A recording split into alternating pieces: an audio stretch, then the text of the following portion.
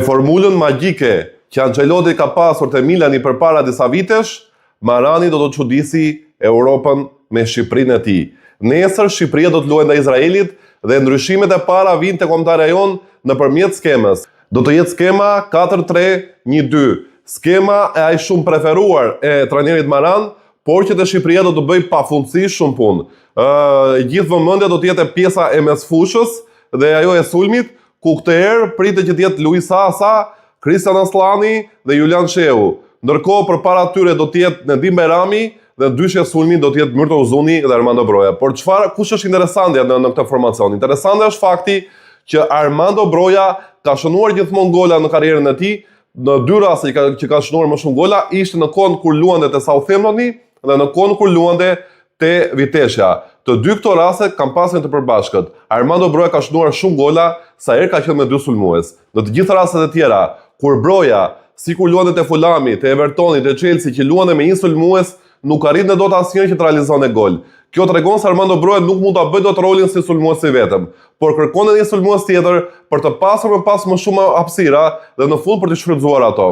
Pra, kjo lloj skeme e shndërron Armando Brojen. Dhe tani do të shikoni një Armando Broja të shndërruar me trajnerin Maran. Ky do të jetë rasti. Armando Broja do të jetë i shndërruar, por jo vetëm Armando Broja. Kjo lloj skeme transformon të gjithë lojtarët e Shqipërisë dhe i merr më të mirën lojtarëve yje që ka Shqipëria, lojtarëve tanë më të mirë, edhe Ernest Muçit, edhe Anis Mehmetit. Sepse nëpërmjet kësaj skeme Ernest Muçi do të jetë në balotazh me Anis Mehmetin për të marrë vendin pas sulmuesave. Pra pas Armando Brojës dhe Myrto Uzuni do të jetë ose Ernest Muçi ose Anis Mehmeti në të ardhmen, sepse Ernest Muçi është dëmtuar dhe nuk do të jetë gati për ndeshjen nesër. Dhe kështu do të jemi shumë kurioz për të parë se si do të vinë nga soli Anis Mehmeti dhe si do të luajë në këtë rol, sepse të kombëtarët është përdorur gjithmonë në krah.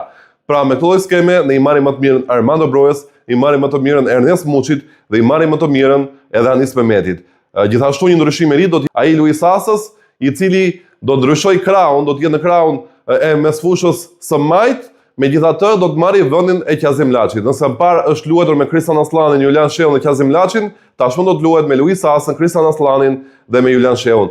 Jemi shumë kurioz për të parë se si do të performojë edhe Luis Sasa në debutimin e tij te Shqipëria.